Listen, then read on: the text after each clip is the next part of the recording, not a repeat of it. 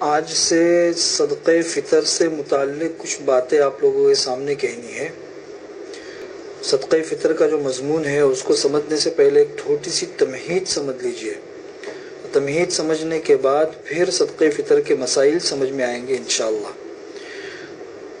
ہماری شریعت نے جو عبادتیں ہم پر مقرر کی ہے تو ظاہر سی بات ہے کہ انسان غلطی کا پتلا ہے،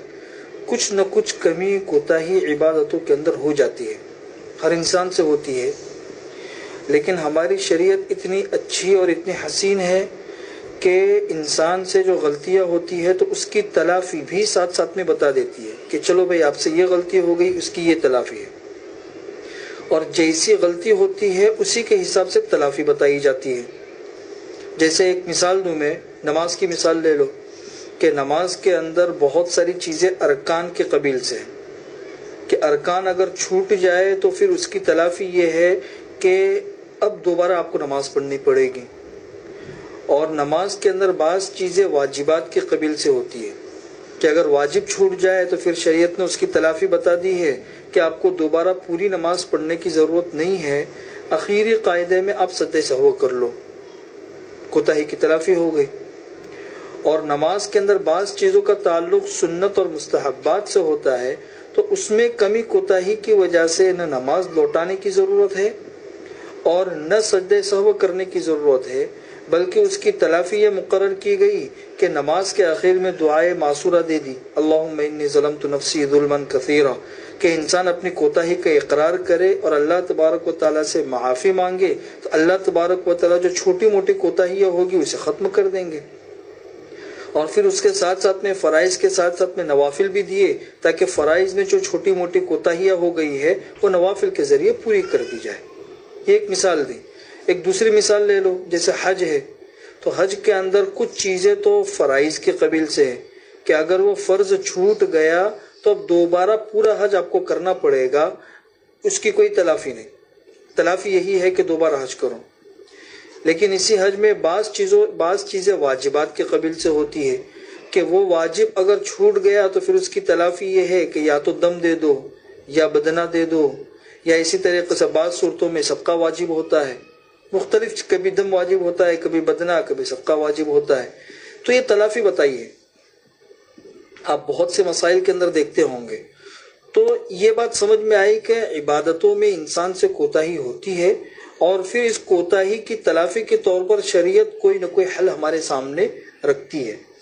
تو اب روزوں کا مسئلہ لے لو، رمضان المبارک کا مہینہ ہے اور رمضان المبارک کے مہینے میں سب سے اہم جو عبادت ادا کی جاتی ہے وہ روزہ ہے۔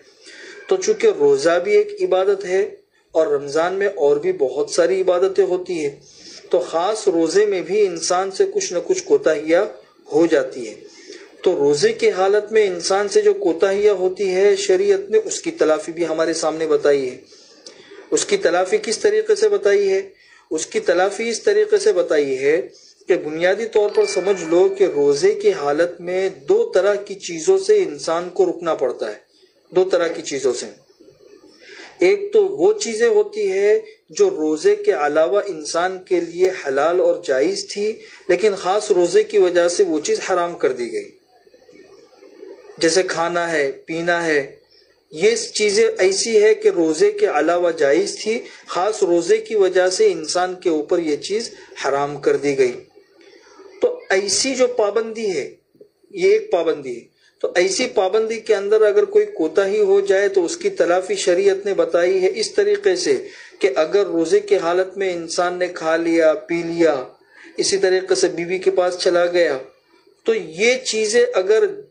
بعض صورتوں میں ہے کہ اس کی وجہ سے روزہ ٹوٹ جائے گا اور قضا بھی واجب ہوگی، کفارہ بھی واجب ہوگا، یہ تلافی ہے۔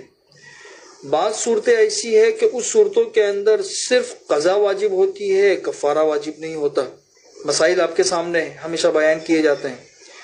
اور بعض صورتیں ایسی ہے کہ اس میں نہ قضا واجب ہوتی ہے نہ کفارہ واجب ہوتا ہے، بظاہر ایسا لگتا ہے کہ یہ کمی کوتاہی ہے لیکن شریعت اس کو کمی کوتاہی نہیں مانتی ہے۔ جیسے روزے کی حالت میں کسی نے بھول کر کھا لیا، بھول کر پی لیا، اسے پتہ ہی نہیں تھا کہ میں روزے سے ہوں، بعد میں اسے احساس ہوا کہ بھئی میں تو روزے سے تھا، تو بظاہر یہ کوتاہی ہے لیکن شریعت اس کو کوتاہی نہیں مانتی، درگزر کرتی ہے اور روزہ بدستور باقی ہے، تو اس صورت میں نہ قضا ہے نہ کفارہ ہے۔ تو یہ تو تلافی بتائی ہے ان صورتوں میں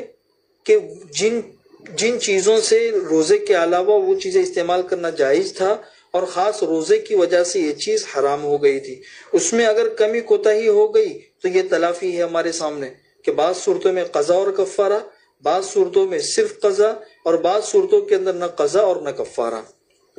لیکن روزے کے اندر ایک دوسری چیز بھی ہے جس سے رکنا ضروری ہوتا ہے انسان کو۔ وہ دوسری چیز کیا ہے؟ جو روزے کے علاوہ بھی حرام اور ناجائز تھی، لیکن روزے کی وجہ سے اس کی حرمت اور بڑھ گئی، روزے کی وجہ سے یہ اور زیادہ حرام ہو گئی۔ جیسا مثلا غیبت کرنا، یہ ایسا گناہ ہے کہ روزے کے علاوہ بھی حرام تھا، تو ظاہر سی بات روزے میں بھی حرام ہی رہے گا۔ اسی طریقے سے لغو اور لایانی اور بعض چیزیں ایسی ہوتی ہے جو روزے کے علاوہ بھی حرام تھی، گالم گلوچ کرنا، جھوٹ بولنا، کسی کو دھوکہ دینا، اسی طریقے سے بد نظری کرنا، بہت سے گناہ ہیں جو روزے کے علاوہ بھی حرام تھے لیکن روزے کے اندر اس کی حرمت اور زیادہ بڑھ جاتی ہے۔ ایسی چیزوں میں اگر انسان سے کوتاہی ہو جائے تو پھر اس کی کیا تلافی ہے؟ بھئی روزے کی حالت میں کسی نے غیبت کر لی، بد نظری کر لی، اس طرح کے کام کر لیے، تو بھئی فقہی اعتبار سے تو اس کا روزہ درست تو ہو گیا، روزہ نہیں ٹوٹتا ہے، لیکن روزے کے اندر کمی کوتاہی اس کی وجہ سے پیدا ہو جاتی ہے، ثواب میں کمی ہو جاتی ہے، تو ایسی صورتوں کی کیا تلافی ہے؟ تو ایسی صورتوں کی اور ایسی کوتاہیوں کی تلافی کے لیے شریعت نے صدقہ فطر مقرر کیا ہے۔ یہ ہے صدقہ فطر کہ ایسی کوتاہیاں ہو گئی ہے تو چلو اس کی تلافی بھی بتاتے ہیں کہ آپ صدقہ فطر دے دو عید الفطر کے دن اور عید الفطر سے پہلے، تو یہ جو کوتاہیاں ہوئی ہے ہم اس کوتاہیوں کو بھی معاف کر دیں گے۔ جیسے حضور اکرم صلی اللہ علیہ وسلم کے بارے میں آتا ہے کتابوں کے اندر کہ فرض رسول اللہ صلی اللہ علیہ وسلم زکاة الفطر طہرۃ للصائم من اللغو والرفث وطعمۃ للمساکین، کہ حضور اکرم صلی اللہ علیہ وسلم نے مسلمانوں پر جو صدقہ فطر کو فرض کیا ہے، واجب کیا ہے، وہ دو مقاصد سے واجب کیا ہے، دو مقصد ہے اس کے۔ پہلا مقصد بتایا ہے کہ طہرۃ للصائم من اللغو والرفث، کہ روزے کی حالت میں روزے دار سے جو لغو اور رفث اور غلط کام ہو جاتے ہیں اس کی پاکیزگی کے لیے، تاکہ انسان کی وہ چیزیں پاک ہو جائے، سب سے پہلا مقصد۔ اور دوسرا مقصد کیا ہے؟ طعمۃ للمساکین، کہ مسکین کے لیے کچھ کھانے کا انتظام ہو جائے۔ اس لیے کہ ہماری شریعت جو ہے نا، پورے اسلام کا خلاصہ دو جملوں کے اندر ہے۔ پورے اسلام کا خلاصہ یہ ہے، خالق کی عبادت اور مخلوق کی خدمت۔ اللہ کی عبادت کرو، مخلوق کی خدمت کرو۔ اس لیے شریعت کے احکامات کو دیکھو کہ جہاں خوشی کے مواقع ہوتے ہیں تو وہاں شریعت غریبوں کو بھی ساتھ میں رکھتی ہے۔ عید الاضحیٰ کا موقع ہے، قربانیاں ہوتی ہے، شریعت نے کیا کہا ہے کہ بھئی تمہارے گوشت کے 3 حصے کرو، ایک حصہ پورا غربا اور مساکین کے لیے رکھو۔ ولیمہ ہے تو ولیمہ خوشی کا موقع ہوتا ہے، شریعت نے کہا کہ بھئی سب سے بدترین ولیمہ وہ ہے جس میں صرف مالداروں کو بلایا جائے، غریبوں کو نہ بلایا جائے۔ اس کے علاوہ اور بھی بہت ساری چیزیں دیکھو گے تو خوشی کے مواقع میں شریعت اس بات کا لحاظ رکھتی ہے کہ مالداروں کے ساتھ ساتھ میں غریبوں کو بھی کچھ ملے۔ تو چونکہ عید الفطر کا دن خوشی کا دن ہے تو صرف مالدار کی خوشی منائے، ساتھ ساتھ میں غریب لوگ بھی خوشی منائے۔ تو غریبوں کو بھی خوشی میں شامل کرنے کے لیے اور گناہ جو رفث وغیرہ ہے ان سے پاکیزگی کے لیے چیز بھی ایسی مقرر کی گئی کہ روزے داروں کے روزے بھی پاک ہو گئے اور غریبوں کے لیے خوشی کا انتظام بھی ہو گیا۔ یہ ہے صدقہ فطر۔ ابھی صدقہ فطر کے مسائل کیا ہے اسے انشاءاللہ کل سے آپ لوگوں کے سامنے بتا دیں گے۔